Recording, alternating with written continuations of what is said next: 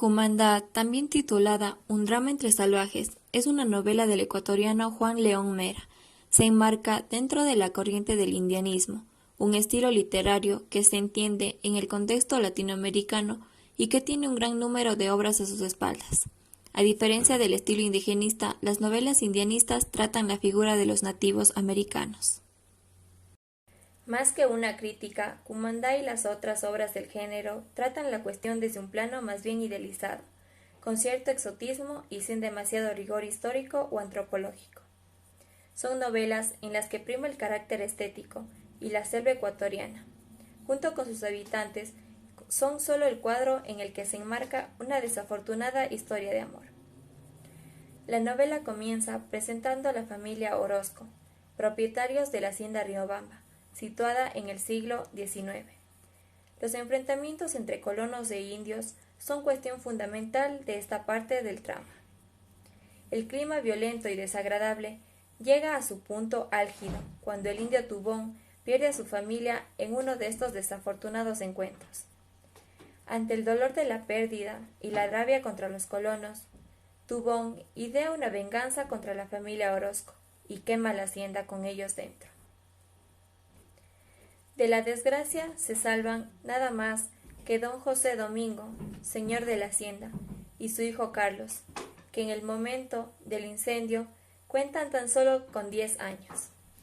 Ante la situación desesperada, padre e hijo se unen a una partida evangelizadora, y el joven Carlos crece con los curas, conociendo de cerca la fe cristiana. Pero todavía en el contexto de guerra entre colonos e indígenas surge el amor. Carlos, ya convertido en un muchacho joven, se enamora de Cumandá, la hija de un importante jefe indio, conocido por su odio exercitado hacia los blancos. En la historia de amor es también protagonista el odio del padre, que ante los avances de Carlos con su hija tiene varios tentativos de asesinato. A partir de aquí se suceden persecuciones, huidas, matrimonios fallidos y el drama final de la muerte.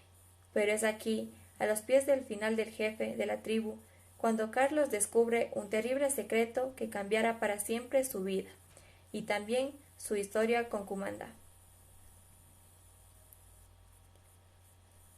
La novela de Juan León Mera, con un cierto aire de romanticismo tardío, conjugado con el tema indígena, preferido por los autores latinoamericanos del momento, crea a propósito un contraste casi irreconciliable entre el amor, sentimiento poderoso que se enfrenta a toda clase de contratiempos que lo vuelven prácticamente imposibles, y el odio protagonizado por los indígenas, primero Tubón, más tarde la familia de Cumandá, hacia el blanco invasor que ocupa las todavía vírgenes selvas de Ecuador.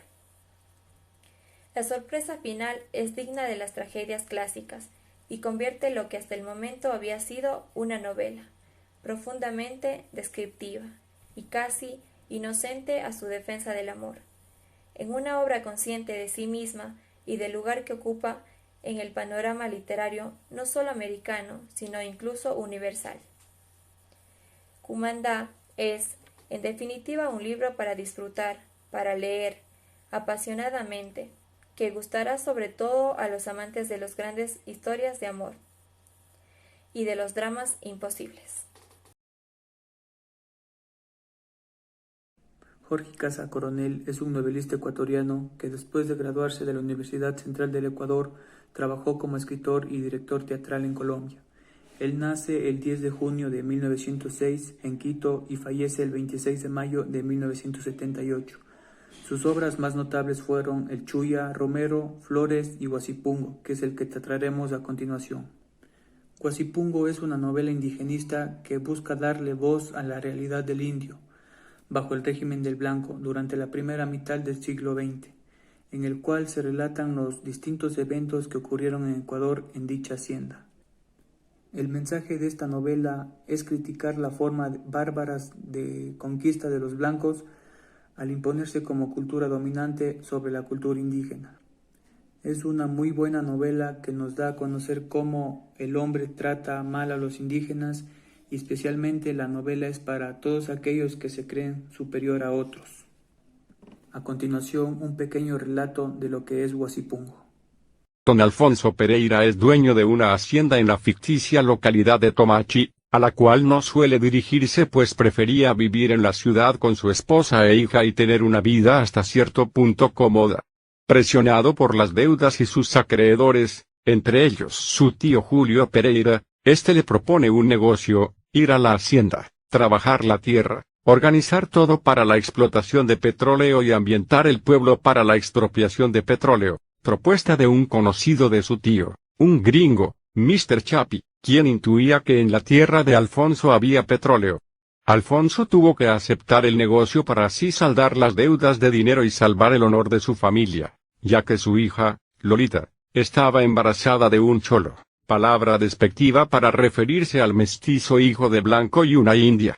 Al llegar a la hacienda Alfonso por las presiones de su tío comienza a maltratar a los indígenas, los explota, los esclaviza, los deja sin alimento y los despoja de los huasipungos sin tener ninguna compasión.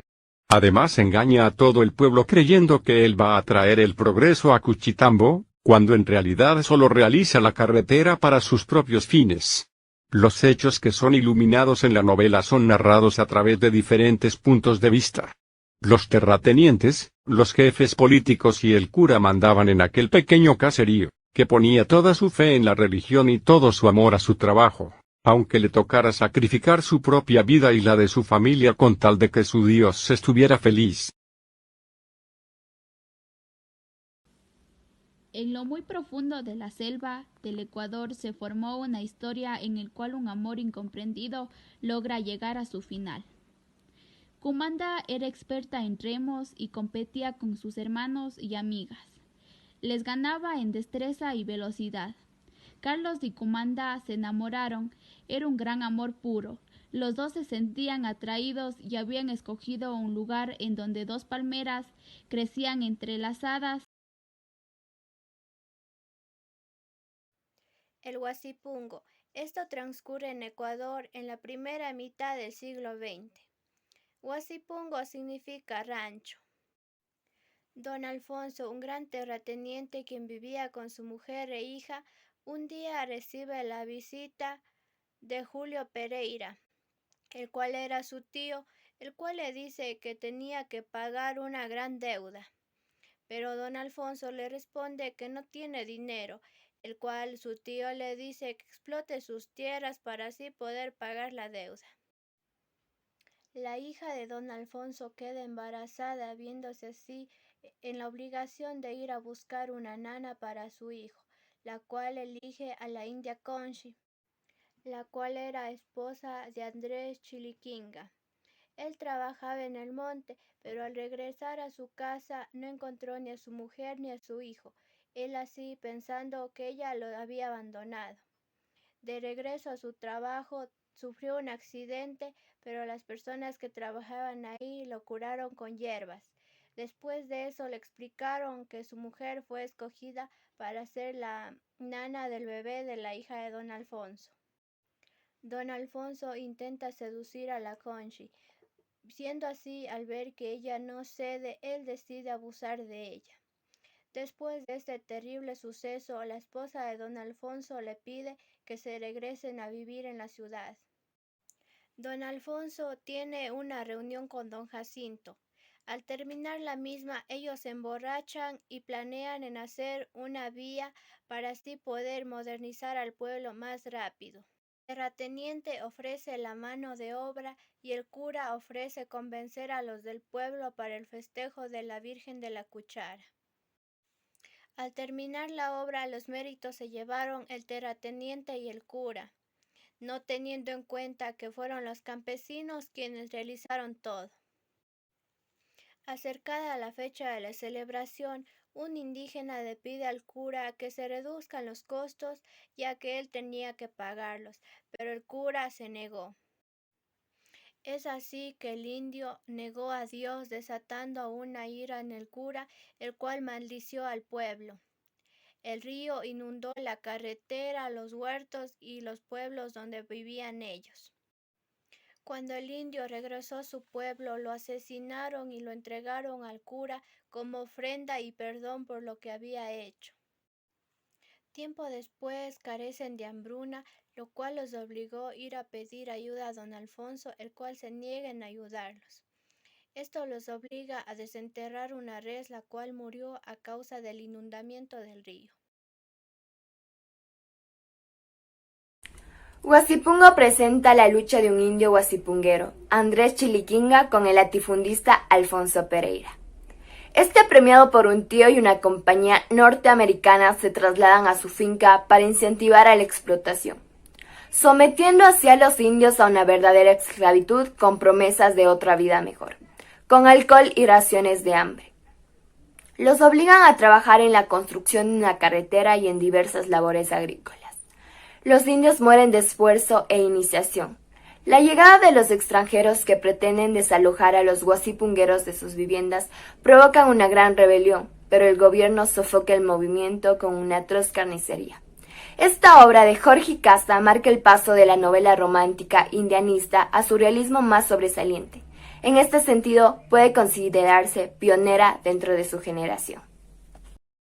El Huasipungo es un libro indigenista que busca darle voz a la realidad del indio bajo el régimen blanco durante la primera mitad del siglo XX, en la cual se relatan los distintos eventos que ocurrieron en el Ecuador en una hacienda llamada Cuchitambo.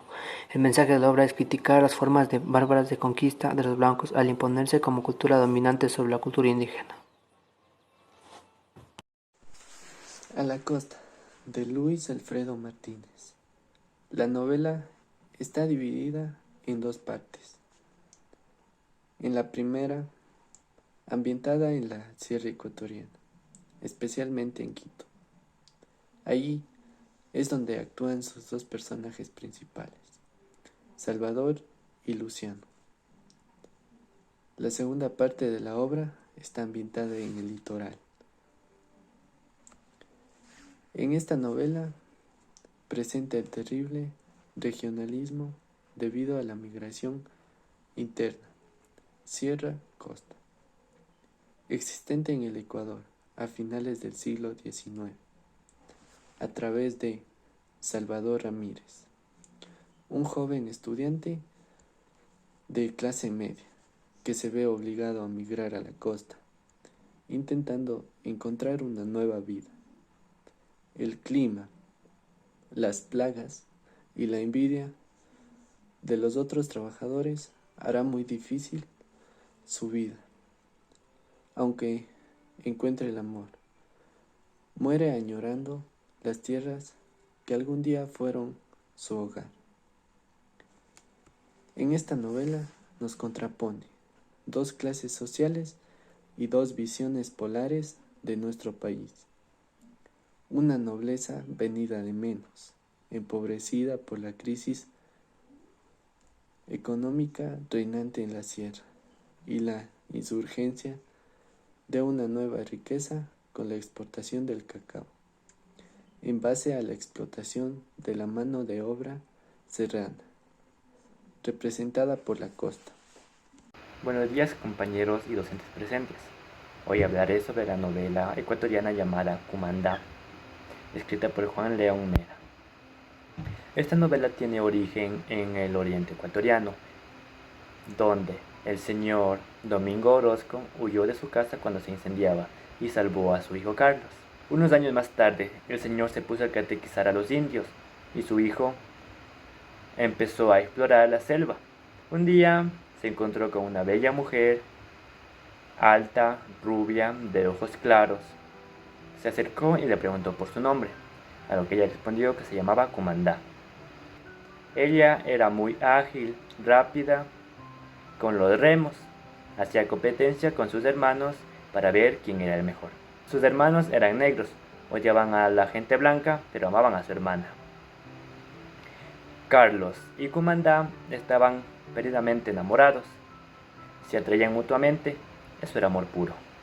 Cada año las tribus del oriente organizaban un evento para escoger a la mujer más bella de cada tribu, en la que estaba Cumandá.